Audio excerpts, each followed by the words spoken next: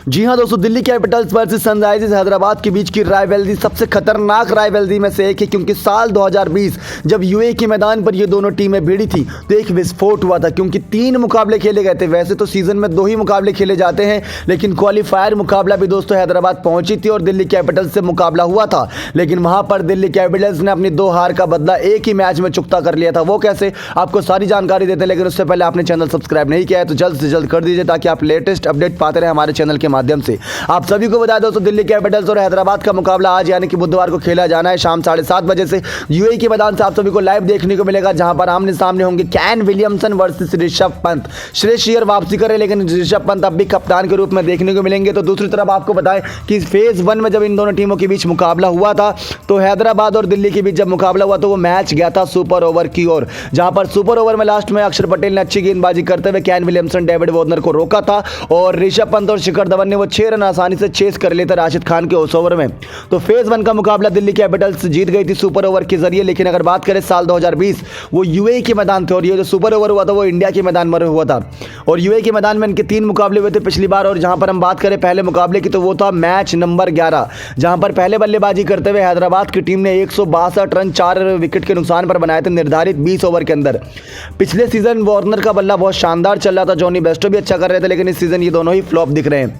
33 गेंदों में 45 रन उस मैच में वार्नर ने बनाए थे और 48 में बनाए थे 53 जॉनी बेस्टो ने। मनीष पांडे 3 रन बनाकर आउट हुए, लेकिन कैन विलियमसन ने एक अच्छी पारी संभाली। 26 गेंदों पर 41 रन कैन विलियमसन ने बनाया। कैन विलियमसन की यही खासियत है कि वो कंटिन्यूसली रन मारते हैं। हर मैच में ऐसा नहीं होता कि 1-2 रन बनाकर आउट हुए, कंटिन्यूसली मारते हैं। रबाडा ने उस मैच में 2 विकेट लिए, अमित मिश्रा ने 2 विकेट ली थी। उसके बाद दिल्ली कैपिटल्स जब चेस करने उतरी 163 रन, तो दिल्ली कैपिटल्स बेबस नजर आए, क्योंकि पृथ्वी शॉ का विकेट उन्होंने 2 रन पर ही खो दिया था। 5वीं गेंद थी, 2 रन बनाया था पृथ्वी शॉ ने और आउट हो गए थे भुवनेश्वर कुमार की शानदार गेंद पर। उसके बाद श्रेयस अय्यर और शिखर धवन ने थोड़ा पारी को संभाला, जहां 31 गेंदों में 34 रन की पारी शिखर धवन ने खेली और श्रेयस अय्यर ने खेली 21 गेंदों में 17 रन की पारी। लेकिन दोनों ही बल्लेबाजों को राशिद खान ने चलता कर दिया। शिखर धवन की कैच जॉनी बेस्टो ने पकड़ी थी और श्रेयस अय्यर की कैच अब्दुल समद ने।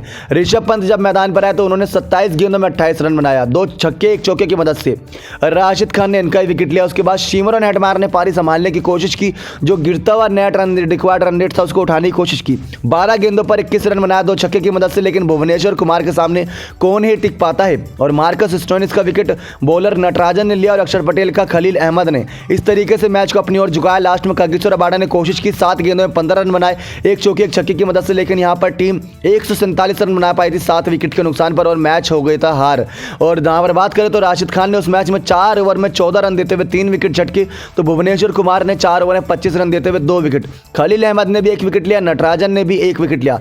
इस तरीके से सनराइजर्स हैदराबाद ने यूएई के मैदान में खेला गया साल 2020 का पहला मुकाबला दिल्ली कैपिटल्स के खिलाफ जीत दर्ज करी थी 15 रन से। अब बात करें दूसरा मैच जब भिड़े थे ये दोनों टीम, तो वो मैच नंबर था 247 नंबर का मैच था और हैदराबाद की टीम का बल्ला आग उगल रहा था, क्योंकि डेविड वॉर्नर और वृद्धिमान शाह के बीच ऐसी खतरनाक ओपनिंग पार्टनरशिप देखने को मिली जिसको देखकर हर कोई दंग रह गया।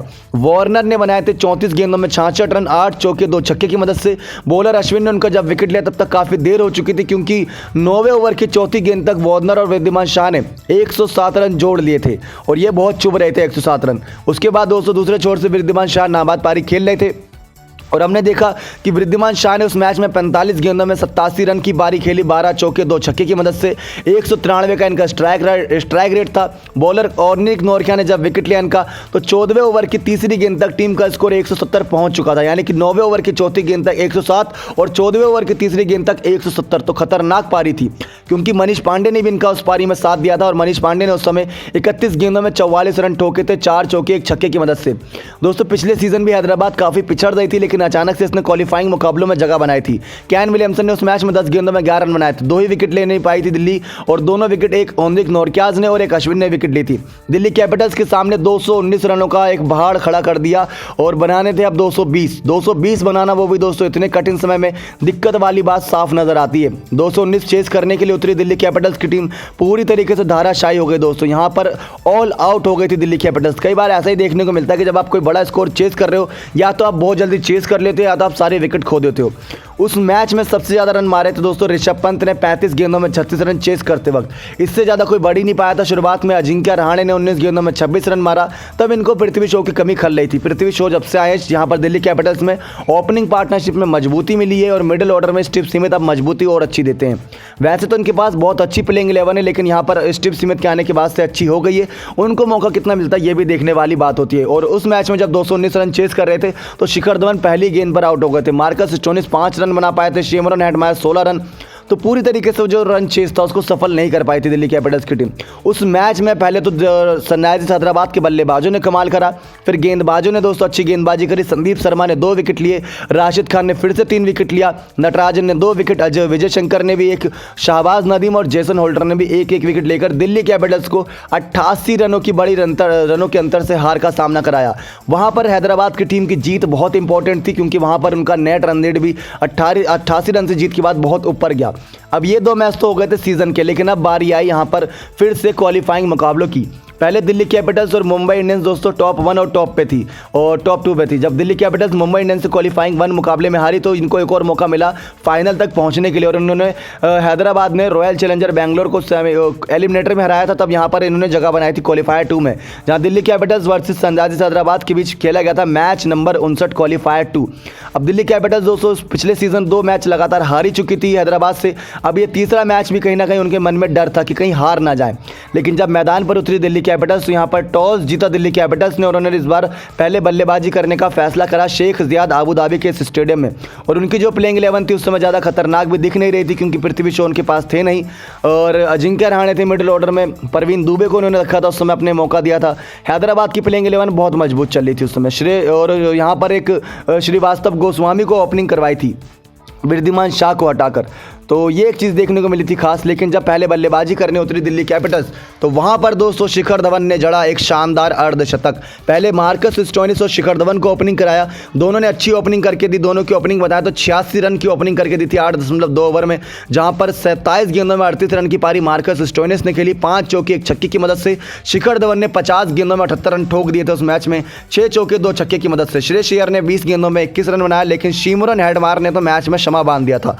22 गेंदों में 42 रन की पारी शिमरन हेटमायर ने खेली, 4 चौके 1 छक्के की मदद से, और ऋषभ पंत लास्ट में 3 गेंदों में 2 रन बनाकर नाबाद खड़े रह गए।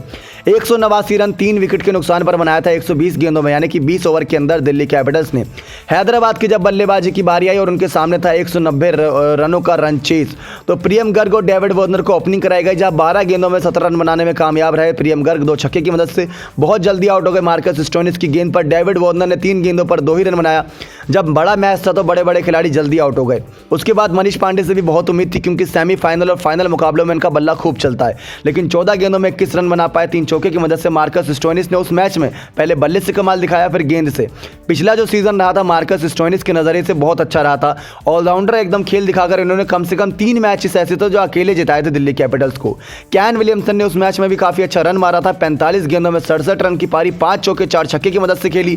दूसरे छोर से इनको ज्यादा किसी का साथ मिला नहीं। जैसन होल्डर 11 रन बनाकर आउट हो गए थे अक्षर पटेल की गेंद पर, लेकिन अब्दुल समद ने कोशिश जरूर की थी। 16 गेंदों में 33 रन बनाया था 2 चौके 2 छक्के की मदद से, लेकिन रिक्वायर्ड रन रेट इनकी पहुंच से बाहर जा चुका था। 20 ओवर का जब खेल समाप्त हुआ हैदराबाद के नजरिए से, तो यहां पर सिर्फ ये बनाने में कामयाब हो पाई थी 172 रन। 172 रन बनाने में कामयाब हुई और दिल्ली कैपिटल्स ने 17 रन से ये मुकाबला जीतकर फाइनल में मुंबई इंडियंस के खिलाफ उतरी थी, जहां फाइनल हार गई थी मुंबई इंडियंस के खिलाफ। तो कुछ इस तरीके से हैदराबाद और दिल्ली कैपिटल्स की राइवलरी रही है जब जब ये आमने सामने दोनों टीमें रही हैं। आपको बताएं दोस्तों, तो रिकॉर्ड यही कहता है कि दोनों टीमें करीब करीब 19 बार आमने सामने रही है, जिसमें हमने देखा 11 बार जीती है हैदराबाद की टीम। और अगर पिछला सीजन उठा के देख ले तो 3 मैच में 2 मैच जीती थी हैदराबाद, और इस सीजन की बात करें तो दिल्ली कैपिटल्स ने 1 मैच जीता, जो एक ही मैच हुआ है, सुपर ओवर हुआ था। 11 मैच जीती है हैदराबाद, 8 मैच जीती है दिल्ली कैपिटल्स। लेकिन अब श्रेयस अय्यर और जब से ऋषभ पंत ने कप्तानी संभाली दिल्ली कैपिटल्स की, तब से उनकी काया पलट हो गई है टीम की। उनकी टीम बहुत मजबूत नजर आ रही है और पॉइंट टेबल की बात करें तो नंबर 2 पर है। भले चेन्नई सुपर किंग्स की जितने मुकाबले उन्होंने जीते हो, लेकिन नेट रन रेट जो असर डालता है वो बहुत असर देखने को मिल रहा है। दिल्ली कैपिटल्स नंबर 2 पर है, चेन्नई पहले पर, और हैदराबाद इस समय नंबर 8 पर है, 7 में से 1 मैच जीतकर। यहां से अगर 7 मैच जीतती है हैदराबाद की टीम तो कहीं जाके क्वालिफाइंग का कहीं चांसेस बनेगा, अगर ऊपर की टीमें हारेंगी तो, क्योंकि 8 मैच जीतकर भी कई सारी टीमें ऐसी रही हैं जिनका नेट रन रेट अच्छा रहता है और वो क्वालिफाई कर जाती है। दिल्ली कैपिटल्स नंबर दूसरे पर, हैदराबाद नंबर 8वें पर। आज यूएई के मैदान से लाइव देखने को मिलेगा इन दोनों ही टीमों के बीच मुकाबला। देखते हैं क्या होता है इन दोनों टीमों के बीच जब टक्कर होगी। अभी तक का जो रिकॉर्ड था आपको बता दिया कि यूएई के मैदान पर जब पिछली बार 3 बार भिड़े थे तो 2 मैच जीती थी हैदराबाद और 1 मैच जीती थी दिल्ली कैपिटल्स। और इस बार जब ये दोनों टीमें भिड़ी हैं फेज़ 1 में तो वहाँ पर हुआ था सुपर ओवर और हैदराबाद ने सुपर ओवर हार गई थी। सुपर ओवर में दोस्तों कैन विलियमसन और डेविड वॉर्नर बल्लेबाजी करने के लिए उतरे थे, 6 ही रन बना पाए थे अक्षर पटेल के ओवर में। उसके बाद राशिद खान ने मोर्चा संभाला था अपनी टीम से गेंदबाजी का, लेकिन शिखर धवन और ऋषभ पंत को नहीं रोक पाए थे। आपको बता दें सीज़न काफ़ी अच्छा कप्तानी करते नजर आए हैं ऋषभ पंत अब तक के पूरे मैचेस में, और बल्ले से भी उन्होंने कमाल दिखाया। क्योंकि कई बार ऐसा होता है जब किसी नए खिलाड़ी को कप्तान बना दे तो दिक्कत वाली बात यही होती है कि वो बल्ले से रन बनाना कम कर देता है क्योंकि उसके ऊपर आ जाता है दबाव। लेकिन श्रेयस अय्यर की बात हो या ऋषभ पंत की बात हो, जब से इन्हें कप्तानी दी गई है तब से इन दोनों खिलाड़ियों ने अपने बल्लेबाजी में भी काफ़ी सुधार किया है, अपनी तकनीक में, अपने एक्सपीरियंस में काफ़ी कुछ चेंजेस किए और यहाँ पर टीम को मैच भी जिताए हैं सिंगल हैंडली। लेकिन यहाँ पर आज के मैच में जो विस्फोटक बल्लेबाजी की नजरें रहने वाली वो एक तो दिल्ली कैपिटल्स से सिमरन हेटमायर की तरफ रहेंगी, और दूसरी तरफ अगर बात करें यहाँ पर सनराइजर्स हैदराबाद की तो उनकी टीम में जो नए खिलाड़ी जुड़ते नजर आ रहे हैं वो भी रहेंगे। लेकिन जेसन रॉय पर बहुत उम्मीद रहेंगी कि जॉनी बेस्टो की जगह जेसन रॉय यहाँ मोर्चा संभालते नजर आएंगे।